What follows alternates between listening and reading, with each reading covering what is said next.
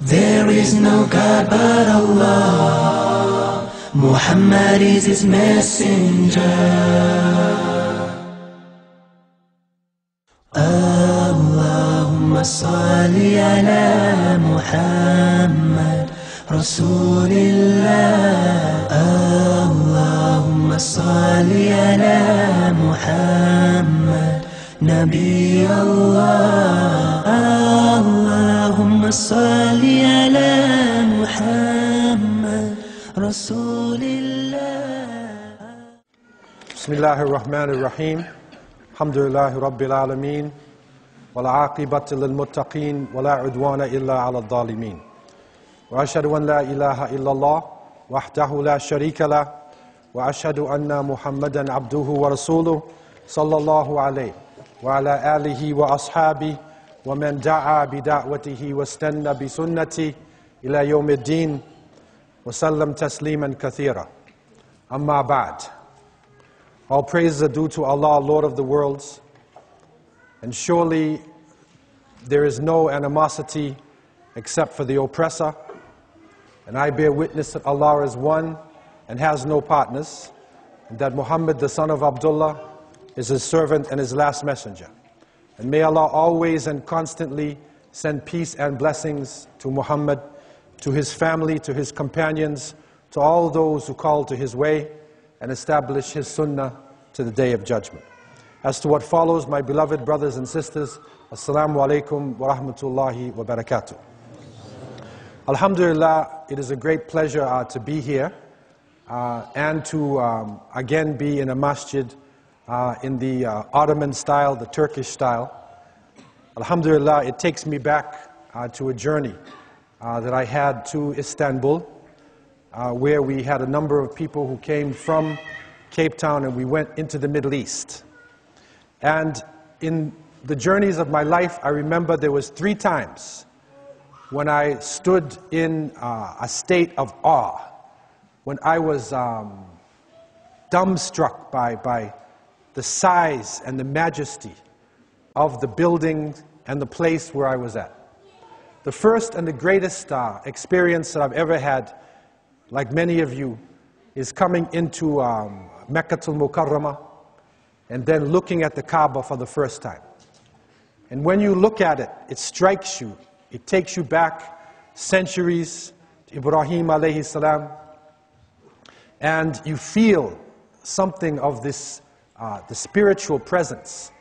You know, and the people making tawaf. There is nothing like looking at people who are making tawaf. And so that memory stayed with me and will always stay with me. Also going to the Prophet's Masjid al-Nabi ﷺ, and feeling the sakina, the peace as you enter into Medina. And I had the opportunity to go there to Medina around 1973. And this is when Medina was totally different than what it is now. And you get more of the original feeling of Medina. And the next time when I was struck by, a presence, a physical presence of a location, was in Cairo, in Egypt, when I went to the pyramids. And when you stand near the pyramid of Giza, and you see the size of this building, and you reflect upon the size of the structure and the knowledge that the people must have had to build this structure, it's something that, you can't put it together. And studying the history of Egypt, I recognized the fact that this pyramid was not built by the Pharaoh that we know in the Quran itself. It was built long time before the Pharaoh. And Allah subhanahu wa ta'ala has told us, وَلَقَدْ بَعَثْنَا فِي كُلِّ أُمَّةٍ رَسُولًا أَنْ يَعْبُدُوا اللَّهَ وَاجْتَنِبُوا الطَّاغُوتَ.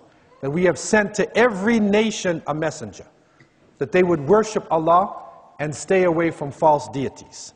And so the ancient Egyptians had something. They had something that the world still does not fully understand. And I stood at awe at the size of this building, And to think that people at that point in time could have constructed something like this is mind-boggling. The other time when I stood at awe at a structure is when I went to Istanbul. And then looking at the Blue Mosque, looking at the structures that the Uthmaniyya, that the Ottomans had built, it struck me at the size of the structures and how much power Muslims actually had.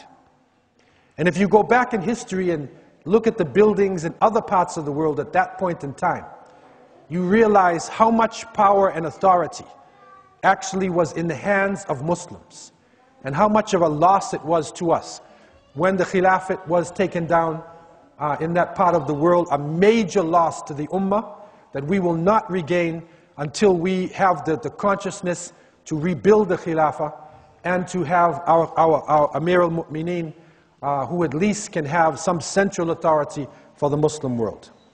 And so, alhamdulillah, again seeing this structure and being with this community, I pray that Allah subhanahu wa ta'ala would bless the people who are living in Turkey and would renew the strength in all those who are struggling in that part of the world. May Allah give them strength at this point in time in the struggle that they are going through with the secular forces trying to stop Islam. May Allah raise back Islam in that part of the world and give strength to the people as they had in the past. Brothers and sisters, Allah subhanahu wa ta'ala has revealed to us in His glorious book, in the Arabic language, a revelation that was not only of vital importance to the believers in the time of the Prophet Muhammad ﷺ, but it is still of great importance to us today. And when we read the Quran, we should not read it just as you read any book. We should not read it even as some people want to just memorize. But in the words of one of the great scholars of Africa, of North Africa, Sidi Ahmed Zarruq, rahimahullah, and he in one of his texts, An-Nasihatul Kafiyah, Liman Khassahu Allahu Bil Afiyah. In this text, he was speaking about sincerity to the Quran. How are you sincere to the Book of Allah? And he said there's three things: tahsin tilawatihi, wa tadabbur ayatihi, wa itba' awamirihi. Three things. First, tahsin tilawatihi, that we should beautify its recitation. And secondly, we should reflect on its verses. So it's not enough just to read the Quran with tajweed. And the Prophet ﷺ said the time would come when people would read this Quran with beautiful tones and it would not pass their throats. It would just be a beautiful sound. So tahsin tilawatihi wa tadabbur ayatihi wa itba' awamirihi, that we should follow its commands. So it is not enough just to read it and think about it, but those thoughts need to be interpreted into actions. We have to follow what Allah subhanahu wa ta'ala is telling us and look at this Quran as a guide and that which will give us knowledge not only of this time but of the future to come. And in this light, Allah Azza wa Jal has revealed in the oft-repeated verses, A'udhu billahi minash shaitanir rajim, Ya ayyuhalladhina amanu taqullaha haqqa tuqati, wa la tamutunna illa wa antum muslimun. O you who believe, fear Allah in the way He should be feared, and do not die except in a state of Islam. And so here Allah tells us that we should have the consciousness in this world, al-khawf wal-raja. We should fear Allah, hope in the mercy of Allah. Surround ourselves with a wiqaya, a shield of taqwa. And we should try our best to leave this world in a state of Islam. And so the word is used La tamutunna, and this is a confirmation, illa wa antum muslimun. Do not die except in a state of Islam. Istislam, that you have submitted to Allah. And so we're leaving the world, and we should be in a state of Islam, salama. The Quran, speaking again about the hereafter, takes us now from the stage of death to the hereafter. And then Allah has revealed in Surah Ash-Shu'ara, verse 89, يَوْمَ لَا يَنْفَعُ مَالٌ وَلَا بَنُونَ إِلَّا مَنْ أَتَى اللَّهُ بِقَلْبٍ سَلِيمٍ. That on that day, on the day of judgment, your wealth nor your children will be of no benefit to you. The only benefit a person will get is the one who comes to Allah with a sound heart. بِقَلْبٍ salim. And salim is also from salama. And so that state of istislam, the heart needs to be in the state of istislam. That we not only say that we're Muslims, but that we are in submission to Allah, enter into the barzakh zone of the next life as Muslims, and when we come to Allah Azza wa Jal, the only benefit we will get is to have a sound heart, that we are in this tranquil state, in submission and in peace. And so the heart is a crucial object. The heart is the essence. It is not just that lump of flesh. The heart, as you can see, coming to Allah subhanahu wa ta'ala, it's not just the lump of flesh pumping blood, but it is your conscience. It is that which connects to your soul, which is telling you to do what is right, which can be affected either way. It's something inside of us which energizes us and helps us to make decisions and gives us emotions in many of our affairs. And this heart, one of the key elements in the heart is haya. It is modesty. It is decency. The Prophet ﷺ said, even spoke about that haya, innal haya min al iman, wal iman fil jannah. That verily, decency and modesty is part of faith, and iman will lead you to paradise. So haya is a crucial concept. It's a crucial ability or a crucial quality that we should have within ourselves. And haya is not just modesty or shyness. It is something to do with limits, that we know the limits of each other. And the real shame and modesty is not just from human beings, it's from Allah subhanahu wa ta'ala. And so we are modest because of our relationship with Allah subhanahu wa ta'ala, not because we fear people.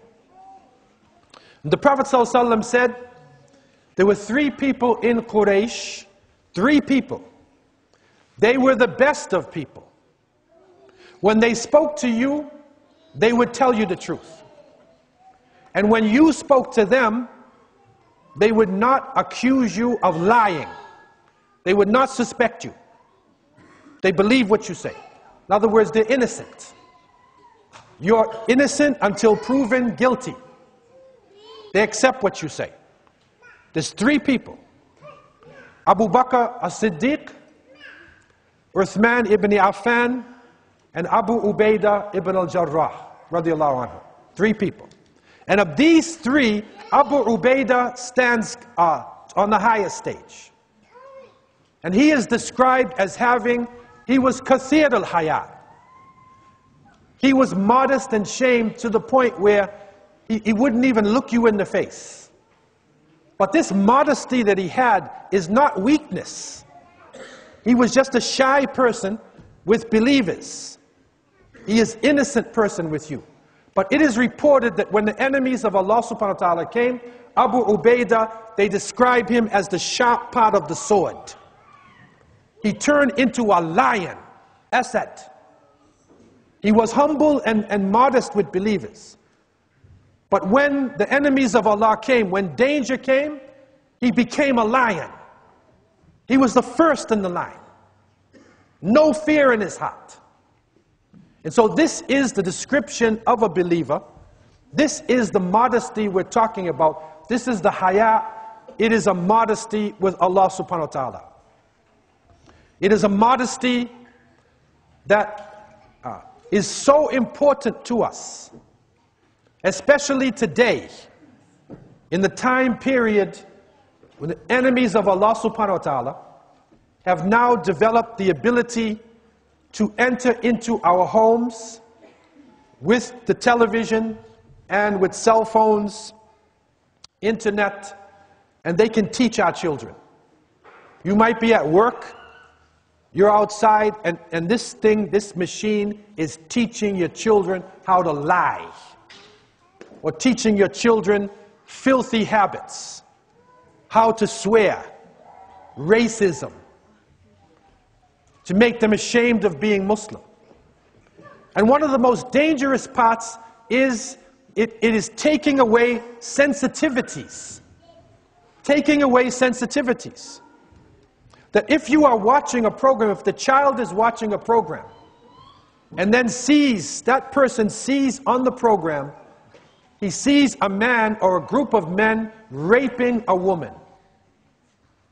This is a horrific act that most human beings will never see.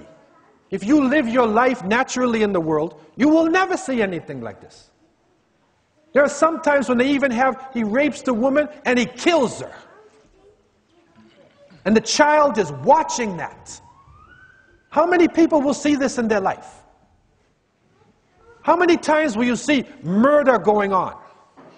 Mass murder, people being tortured.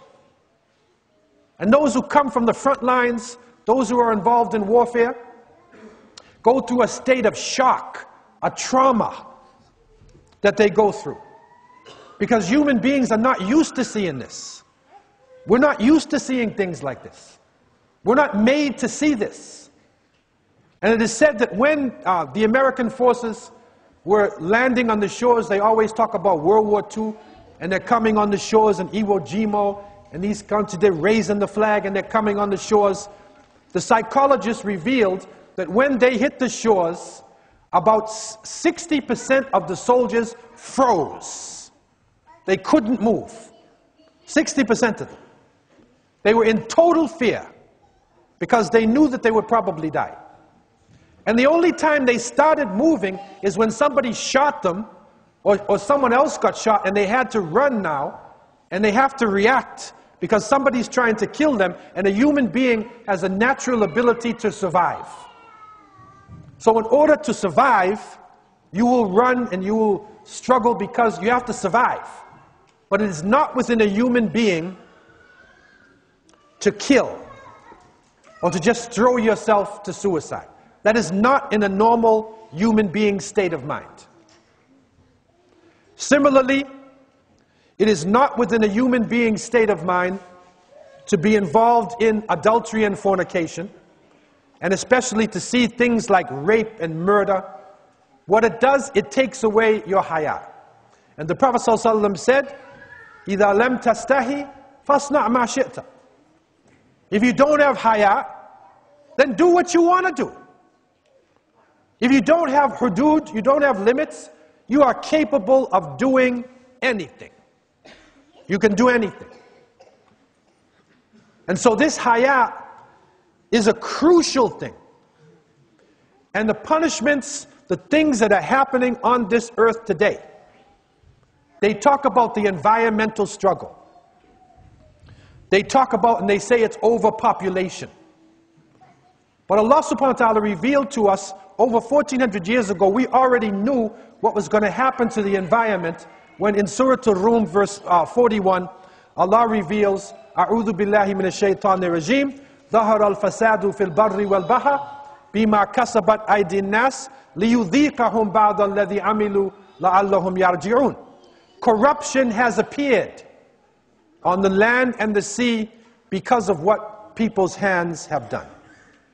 And we will make them taste something of what they have earned in order that they would return to the path. And so fasad, it is here.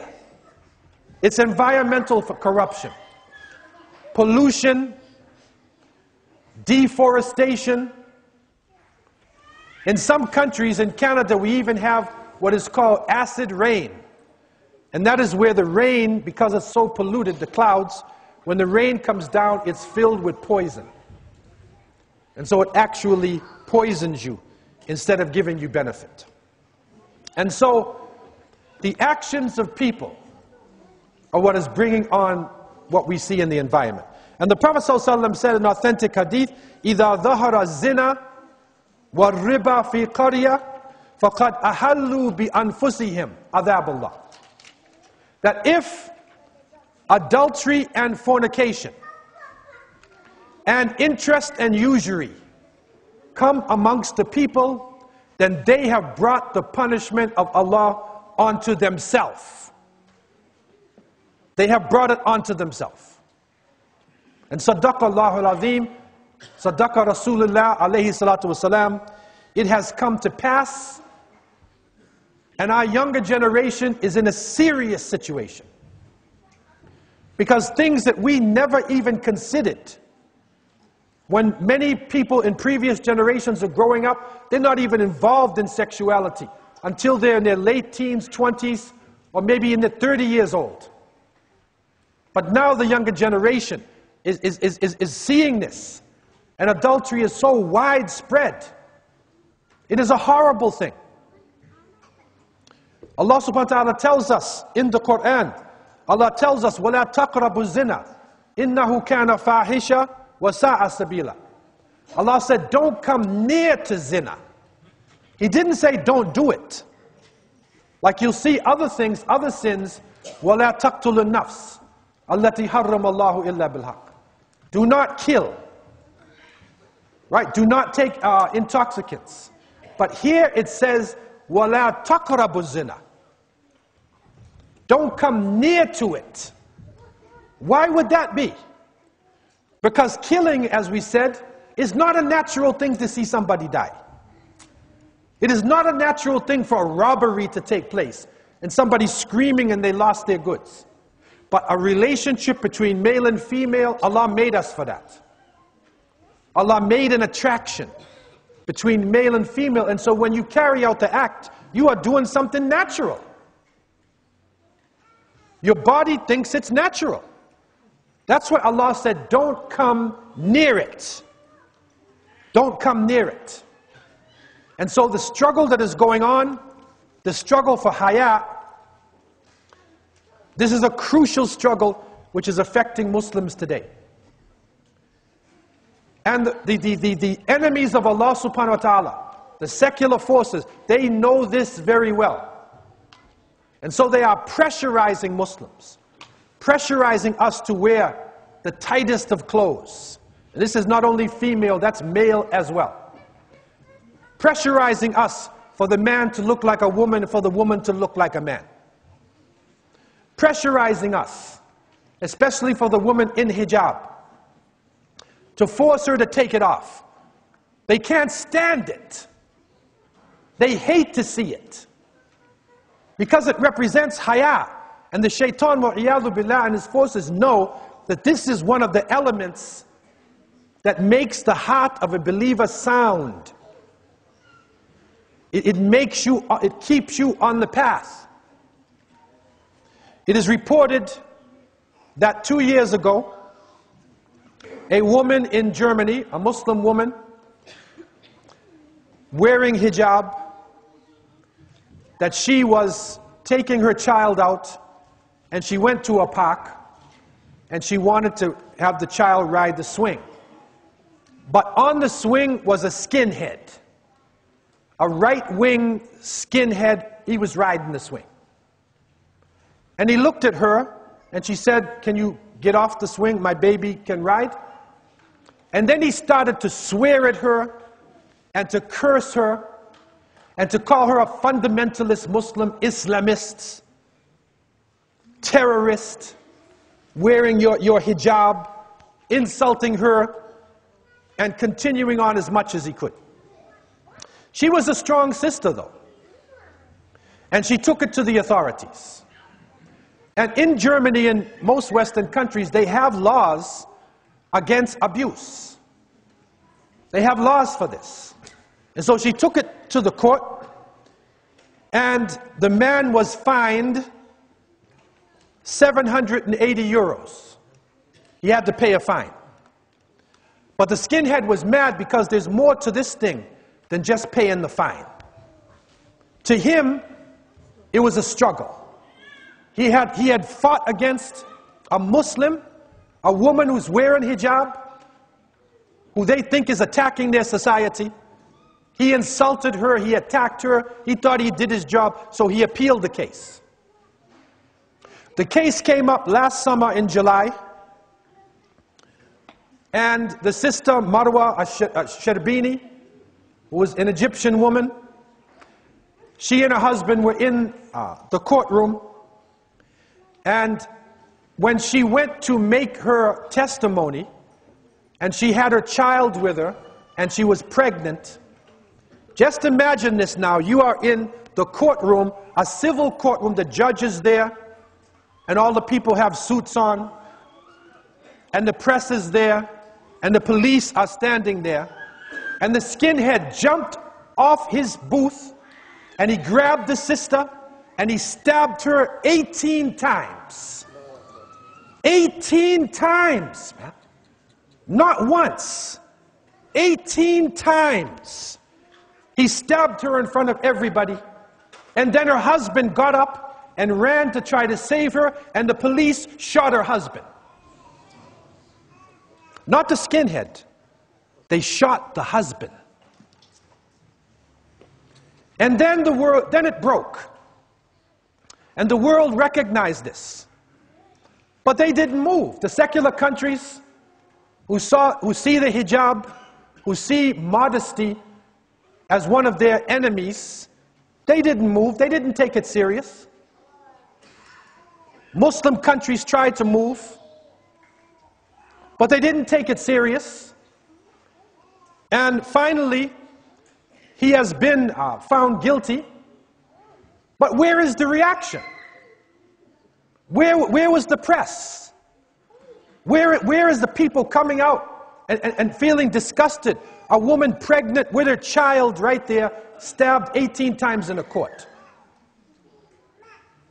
This is the battle for haya, is the battle for modesty. And this battle is deeper than what you think. It is deeper than what you think. The Christian missionaries called the battle for the hearts. They are struggling now in our countries.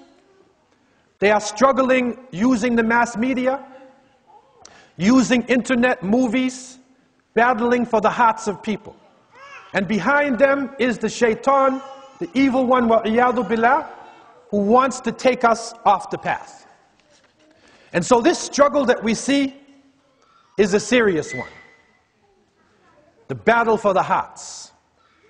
The heart is that which, as the Prophet ﷺ said, there is a lump of flesh in the body. إِذَا صَلَحَتْ صَلَحَ الْجَسَدُ كُلُّ وَإِذَا فَسَدَتْ فَسَدَ الْجَسَدُ كُلُّ أَلَا وَهِيَ الْقَلْبُ. He said there is a lump of flesh in the body. If it is sound, the whole body is sound. And if it is corrupted, the whole body is corrupted. And that is the heart. And so the struggle going on now in our countries, it's not only a hot war. There is a hot war going on in many parts. Muslims are under the gun. But there is another struggle which is deeper, which is for the very essence, our hearts. It's for the hearts of our children and for the future generations. And that is the real struggle that is going on. And our people are facing this all over the world. And so we have to realize how important it is to protect the heart. We need to protect ourselves. And the great ulama have told us very clearly, "Man arafa qalbahu, arafa rabbah." Whoever knows his heart, knows his Lord. So we need to know ourselves. We need to know what's inside of us.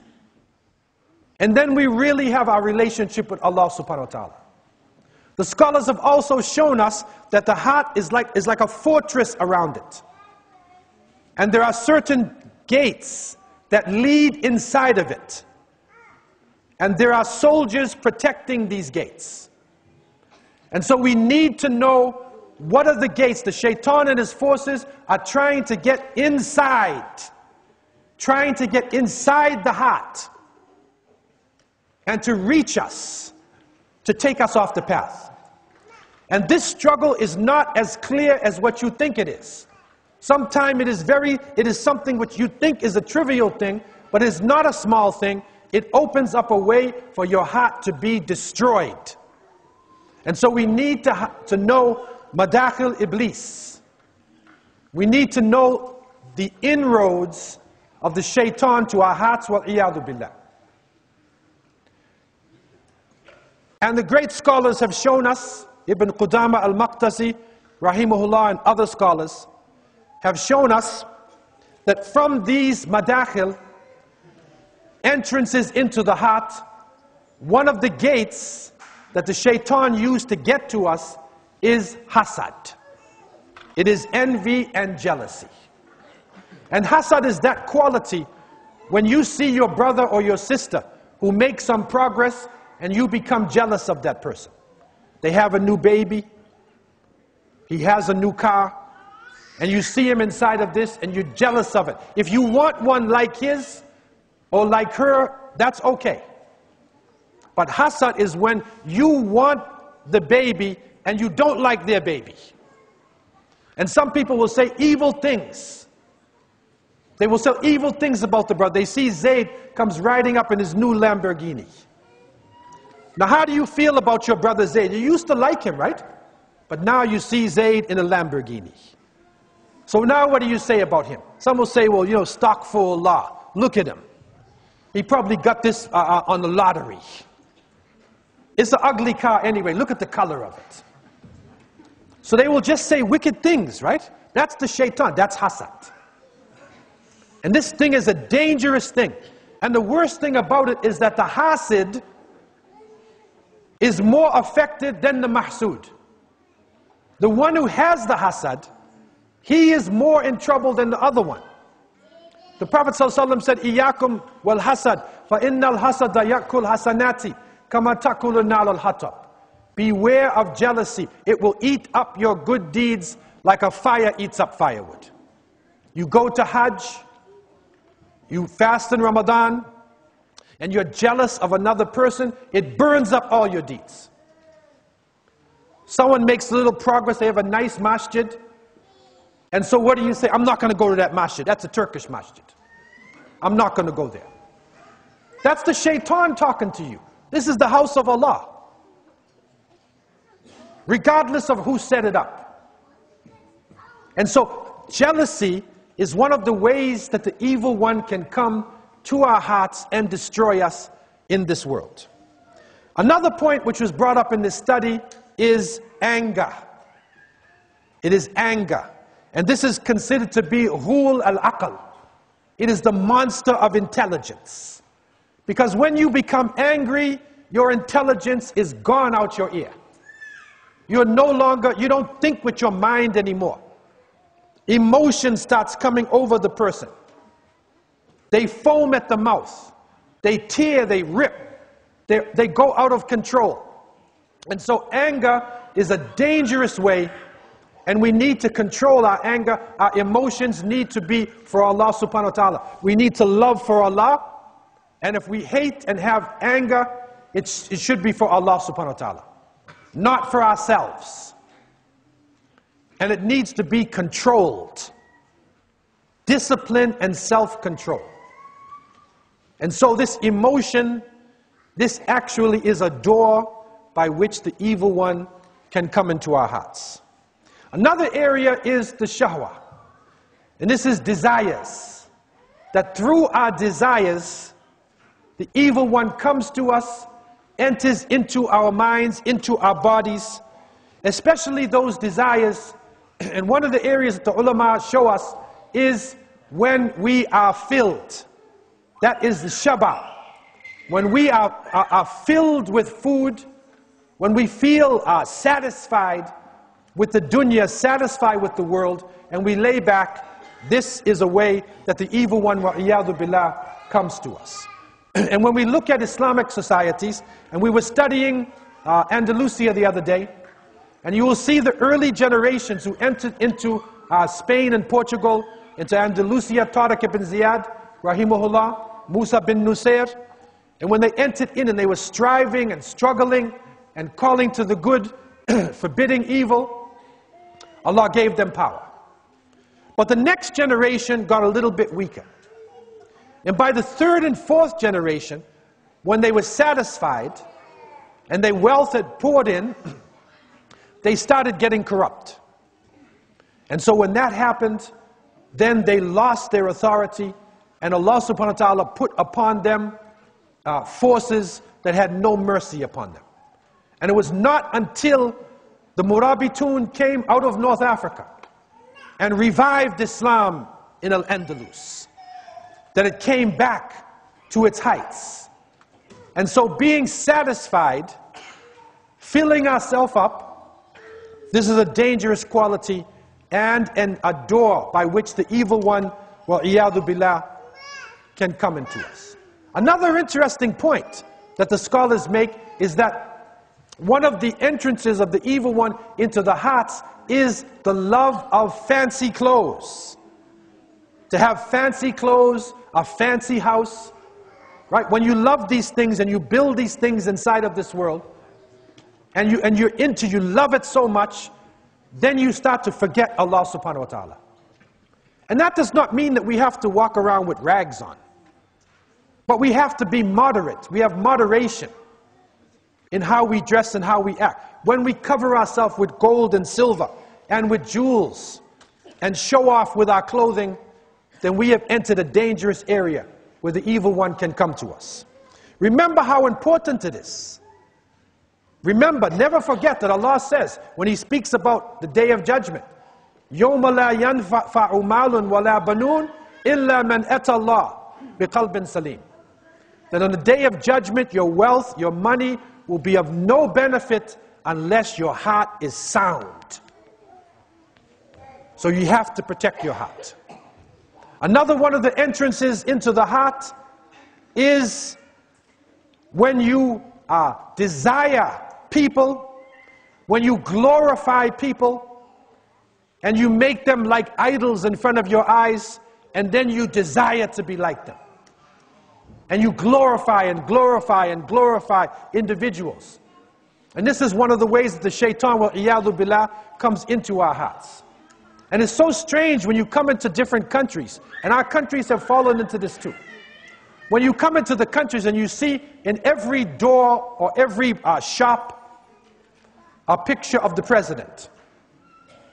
Everybody has a picture. And they glorify the individual. In some countries, the people hardly ever see the head of state. He is so protected and supposed to be so high. In ancient times, the head of state, you could not even see him doing anything but sitting there. You can't see him like a human being who gets weak and has a stomach ache and has problems. Because they want you to glorify that person in the place of Allah subhanahu wa ta'ala.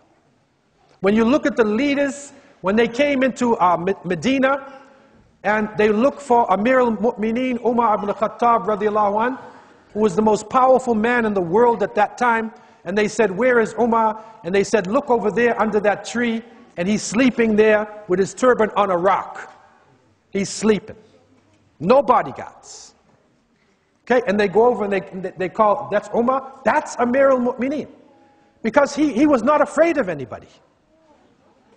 He was not afraid of his people. Today, if our leader comes, 3 days the soldiers are standing on the street. And they kick you out the way because the leader, he's just going to pass by in the car. And sometimes he's not even in the car. Totally different. Because that glorification leads to the position of the Fir'aun, of the Taghut, of those who are worshipped in the place of Allah subhanahu wa ta'ala. Another important issue that comes up in this struggle for the heart is al-ajala. It is haste. And the Prophet, peace be upon him, said, al-ajala min ash-shaytan. That haste is from the devil. That's clear. We do things in a rush, and we find ajala in our relationship. One of the most dangerous things that can happen is when a man, especially, he's angry at his wife and he said, talaq, talaq, talaq, talaq. And talaq comes out of his mouth like water. And after he says this, then he regrets it. He's sorry then. And he shops around for a fatwa. He wants a mufti who will tell him he can go back into his marriage. But he divorced his wife over and over and over and over again. Because he's hasty. He does things too hasty. And when we're getting into the marriages, we need to take time and to look at kafa'a, look at the wealth of the person, at their genealogy, their beauty, and especially their deen. And you judge these aspects. And the Prophet ﷺ said, if you choose the deen, you will be successful. Put that over all things. Take your time and make a right choice. And so decisions, making decisions, that's where shura comes in. وَأَمْرُهُمْ شُورَى بَيْنَهُمْ. That we should have mutual consultation in everything that we do. Not only in our personal life, but in our family life, in our masjids, our community. We need to sit together and to make decisions together. The leadership needs to listen to the people in the jama'ah. So haste is a dangerous thing, but the scholars say that you are allowed haste in certain areas, only in certain areas. One of those ways which you are allowed to do things fast is when salat comes in. You can make your salat, do it as soon as you possibly can.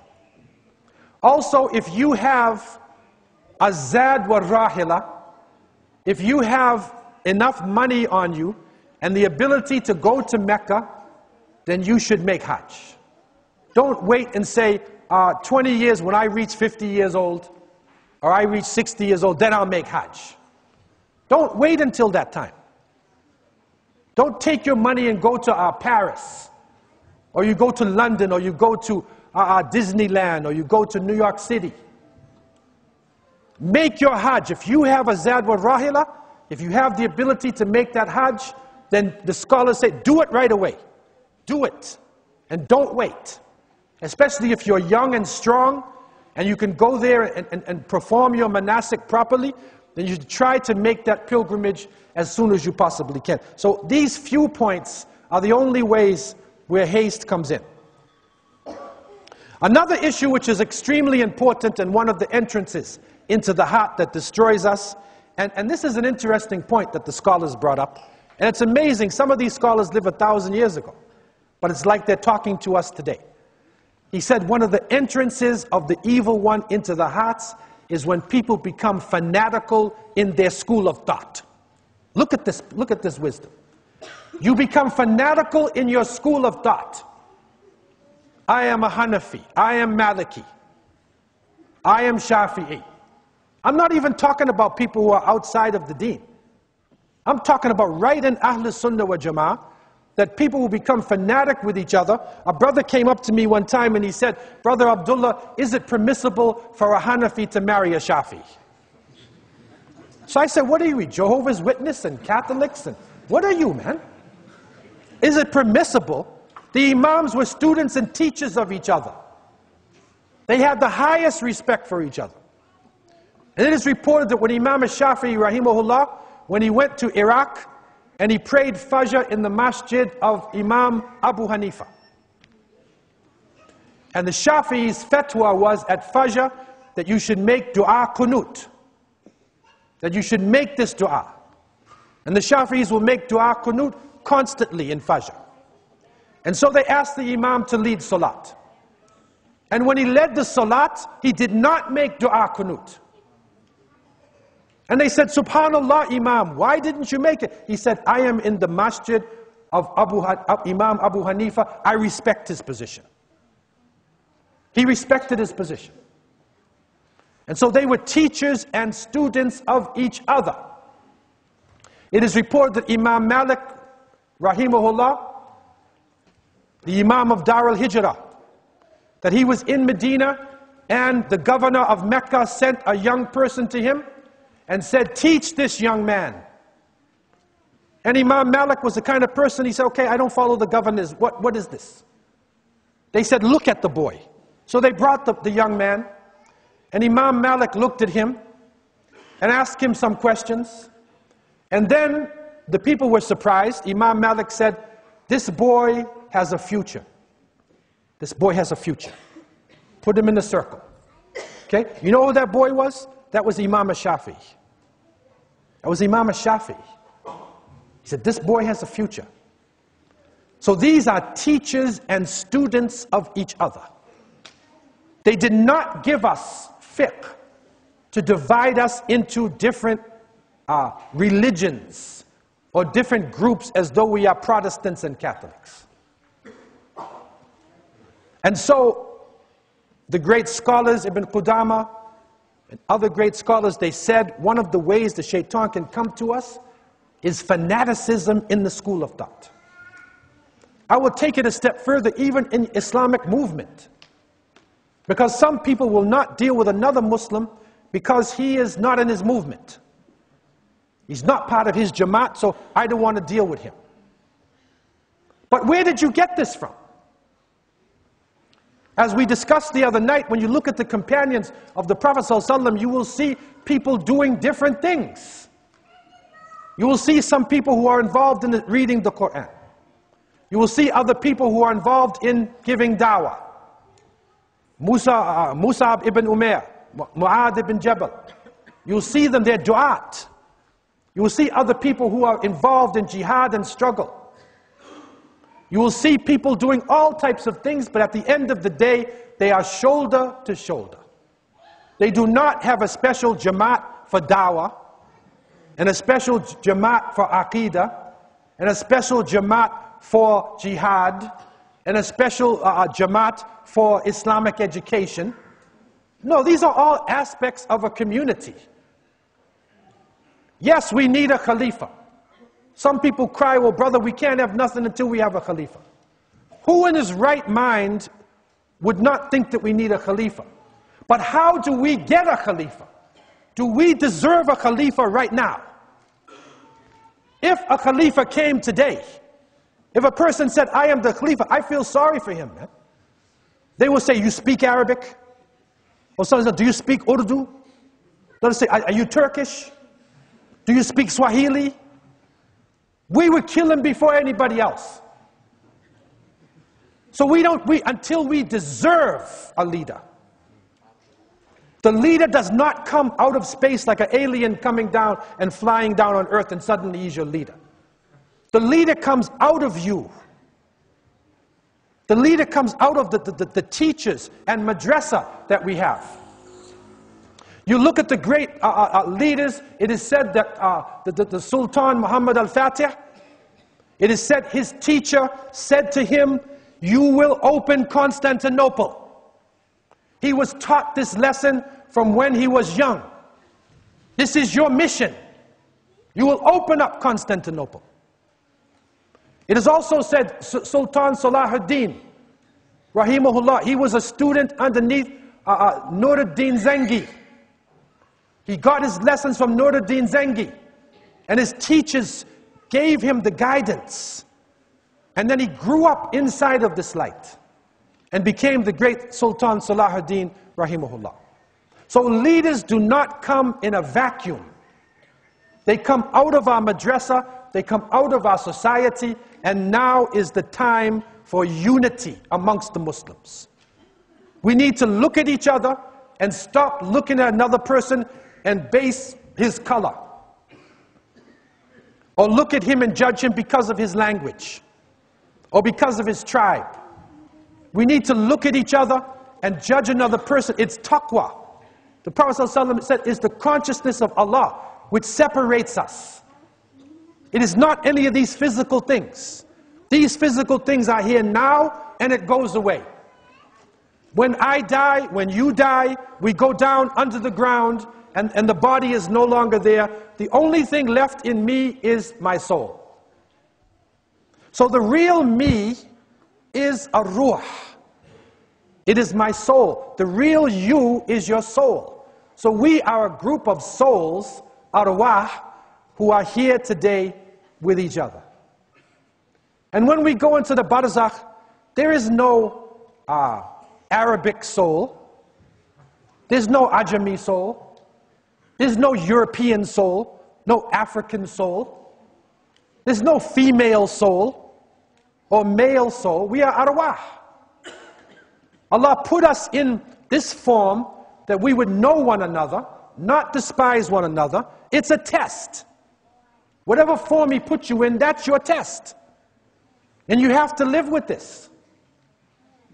And so, it is the time of unity, and not fanaticism one way or another. If the Imam saw somebody else amongst the ulama who had something different than them, or that they disagreed with, they would give advice to their brother.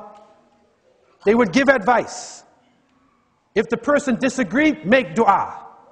Make dua for that person. Don't scandalize that person, backbite, hate that person. Make dua for that person. Pray that Allah will help him if you think that you're right. That is the time that we are living in now. Another interesting point that comes in Madakhil Iblis, in the way that the shaitan comes to the hearts of individuals, and this is an interesting point that the scholars have brought up. They said when you force people to look for the sifat, the descriptions of Allah, if you spend your time looking for the descriptions of Allah and trying to figure out who is Allah, where is Allah, and then you're testing other people like this. You will go to a person and you say, where is Allah? Give me this descriptions of Allah. If that person answers right, you say, he's not a Muslim. Instead of teaching that person something that you know, you will test that person in order to bring that person down. This is one of the ways that the evil one, wal-iyadu billah, comes to the hearts of the believers. And when we try to figure out the qada and qadar, and we spend our time trying to figure it out, it weakens us. Because we will never figure out Allah subhanahu wa ta'ala. Laysa kamithlihi shay. There is nothing similar to Allah. So why do we waste our time arguing over philosophy when there's children outside taking drugs? Our children are taking drugs. And there's drug dealers coming into our communities. And they're selling drugs to our children. And they will turn our girls and boys into prostitutes. I'm sorry for being so straightforward. But it's happening right now. And it's in our community. And they will increase the drugs in our community. They will increase the pornography in our community. Why? Because they want to take haya out of our hearts. And they want to make us do those things that they know will take us off the path. The final point of the many points in dealing Madakhil Iblis that we need to watch out for, and that is Su'a Dhann al-Muslimin. And that is when you have suspicion, you suspect other Muslims. You suspect people. You think bad thoughts about individuals before you even go to them. Su'a Dhann. And that is an important thing. That will destroy the heart of the individual. And so we need to protect ourselves from the inside. Protect ourselves. Because Allah clearly told us, Inna Allah la yughayyiru ma biqawmin hatta yughayyiru ma bi anfusihim. Allah will not change the condition of a people until they change that which is in themselves. No change. We start making a move on ourselves. Forgive each other. Forgive the brother. Forgive the sister. Unify with other masajid. Pray with other people who are making a salat in another imam. Enjoy the benefits of all of the scholars of Islam. Learn to love each other and to love the broadness of the Sunnah. The Prophet ﷺ had this type of wisdom. This is what we need today. We will get an argument over a point. In the other day when we were in the University of Melbourne, and the brothers were upstairs and then they made salat. Some of them followed the Jamaat and some of them made their own prayers. And they started fighting each other. They said, I'm right. One said, no, I mean, you can't follow them. You can't see them. The other one said, well, no, you can't see them in Mecca either. You're on the 3rd floor, you know, whatever. What's your problem, man? So one made it and the other made it and they both, you know what it reminded me of? It reminded me of the time of Banu Qurayza. That the Prophet ﷺ, after the Battle of the Trench, the angels came to him and said, you know, the angels have not taken off their armor yet. Go to Banu Qurayza. This is the place of the Yahud who had made treachery against the Muslims and opened up that part of Medina. And so the Prophet ﷺ said, do not pray except in Banu Qurayza. La yusalliyanna ahadukum al-asa illa fi Bani Qurayza. O kama qala alayhi salatu wasalam. None of you should make Asr Salat until you reach Banu Qurayza. Some of the Sahaba said no. The Prophet said this, but Allah subhanahu wa ta'ala said we should pray Asr on time. So I'm making Salat. Because Allah is above the Prophet. That's his decision. The other people said no, Rasulullah sallallahu alaihi wasallam said this. So we're going to hold Asr and reach Banu Qurayza. And they start fighting each other. I am right, like my fatwa is right. They didn't say my school of thought. They didn't have imams then, right? But then they said, no, my opinion is this. He said, no, my opinion is that. And so when they reached the Prophet ﷺ and they said, which one is right? You know what his answer was? Both of you are correct. You are both correct. You made your decision based on submission to Allah. You made your decision following the sunnah of the Prophet ﷺ. You are both correct. And we say to our brothers in consultation with the imams and leadership here, whether you're upstairs in the University of Melbourne or pray by yourself, you're both correct. We don't have to fight each other over small things like this. This is how the shaitan, the evil one, comes to us and brings disunity in the ranks of the believers. So I leave you with these thoughts.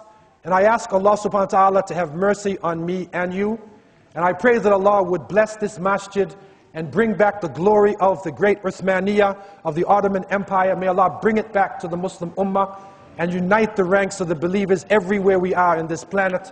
أقول قولي هذا وأستغفر الله لي ولكم والسلام عليكم ورحمة الله وبركاته.